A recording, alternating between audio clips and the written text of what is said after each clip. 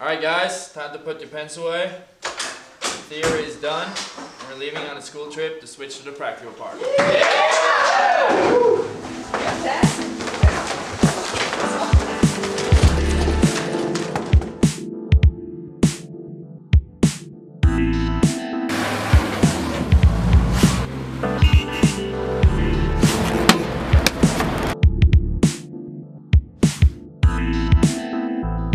In this episode of K2 School of Rockers, we will not only demonstrate spins, but we will also add some flips. To keep the risk of injury to an absolute minimum, we strongly recommend visiting a special training facility such as the Freestyle Academy in Laax, Switzerland. Due to the numerous trampolines, gym mats, and foam pits, you will experience the perfect conditions in order to learn even the most complex of motions. Once you're able to stick all the tricks inside the training facility, you can start bringing them to the snow.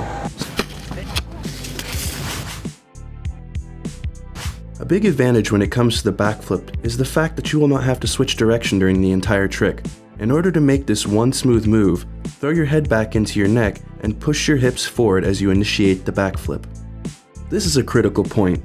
Don't hesitate. Once you've thrown your head back into your neck, you really have to stay committed to the motion, and consequently bring it to an end in order to safely stick the trick. Due to the fact that you'll be able to see the landing really soon, you will instantly know whether you rotated too fast or too slow. If something's wrong, you'll be able to slow down the rotation by stretching out your body. To speed up your motion, you'll need to keep your legs tucked in just a little bit longer. The takeoff needs to be initiated by an impulsive stretching out of the whole body. To generate additional momentum, you can extend your arms as well. Right after that, the actual rotation forward needs to be induced by energetically tucking your legs and your head towards your chest. In order to achieve quite a compact posture and to speed up your rotation, you should also move your arms near your lower legs. After about 3/4 of a rotation, the previously mentioned topic, timing, comes into play. Due to the fact that you'll see the landing rather late, you'll need to rely on your instincts. As soon as you're able to spot the landing, stretch out in order to stop rotating and to be able to softly absorb the landing. Perform the in-run like you used to doing other switch tricks. That means, already look over the shoulder pointing in the direction that you would like your spin to go. The impulse needed for the spin can be induced by swinging your arms right before the takeoff. Swinging them during the takeoff will additionally support the spin that is led by your head and followed by your shoulders and then the rest of your body. Start grabbing as soon as possible. To do so, you'll need to tuck your legs in order to build up some body tension and be able to reach your ski. By reaching deep down to the grab with your right hand, your right shoulder will automatically be pulled a little bit lower than your left one. It is because of this that Switch 540 Japans often appear to be a little bit corked out.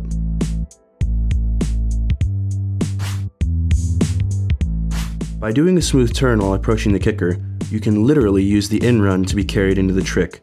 Dissolve the turn right at the edge of the kicker by energetically letting your right shoulder and your upper body fall back. That way you'll already find yourself in a typical flat spin-like rotary motion that is led by your right shoulder. The resulting posture allows for adding a Japan grab quite easily. Due to the fact that your head will be pointing in the upper left direction throughout the entire rotation, you'll be able to see the landing quite soon. Whether you want to do a flat spin 360 or a flat spin 540 instead is up to you. Quite a lot of riders think the flat 540 is an easier trick because you don't need to prematurely disrupt the rotation.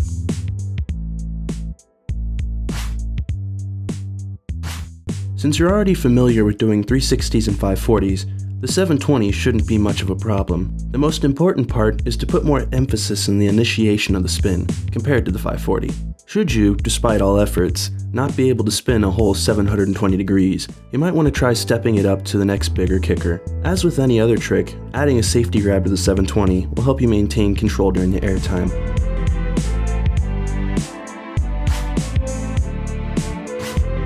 The typical cork motion will be initiated by slightly bending your hip to the left and additionally tilting your head back towards your left tail.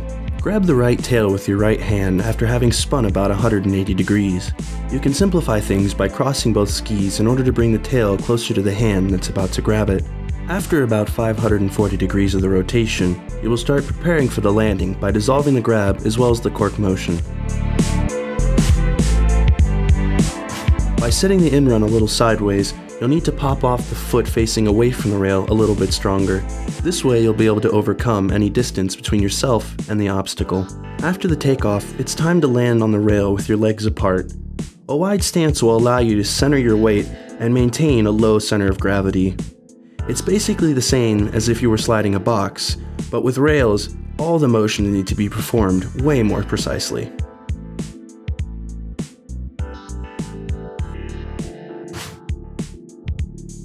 With the 270 on, some might find it helpful to approach the rail a little less parallel, but more facing towards the obstacle instead. Once again, you'll need to pop off the foot facing away from the rail a little harder. Initiate the 270 by twisting your upper body. You can swing your arms in order to support your rotation. The key point is to make sure that your tips don't catch on the rail right after the takeoff. As soon as the obstacle comes back into sight, you'll need to focus on the rail once again to land on it with your legs apart and your weight centered.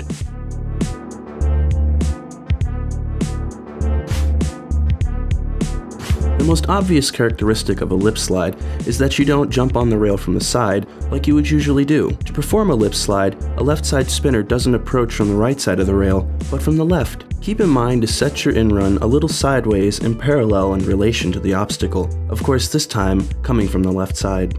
Once again, you'll need to pop off on the foot facing away from the rail a bit stronger and instantly start rotating by 90 degrees. This time, you'll want to prevent your tails from catching the edge of the rail just after the takeoff. The next task is to land on the obstacle and safely slide to its end.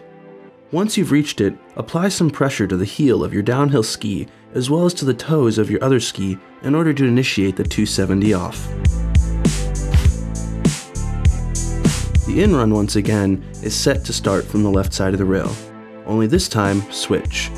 So, your line of sight is pointing over your left hand shoulder in order to focus on the point that you're going to be taking off from. Then, during the takeoff, you need to make sure not to let your tips catch on the edge of the rail.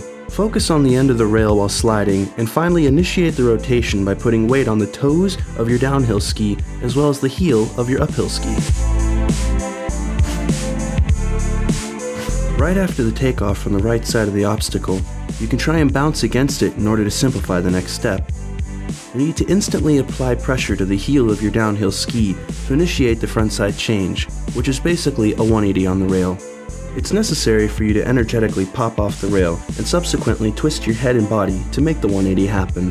For the whole trick to look more fluid and smooth, as well as being easier to perform, you can use the momentum of the frontside change-up to seamlessly attach the 270 out at the end. Once again, your head is taking the lead during this rotation, which also needs to be supported by selectively applying pressure to your toe and heel correspondingly.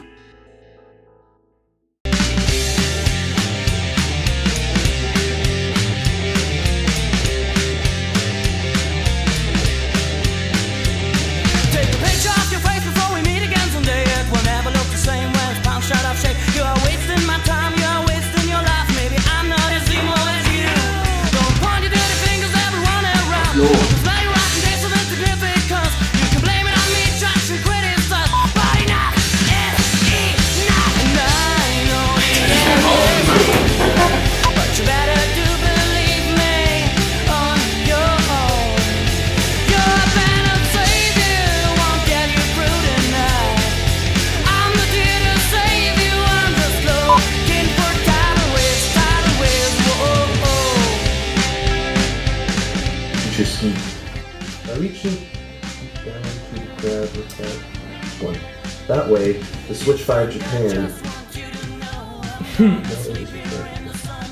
By reaching down, it's happening again.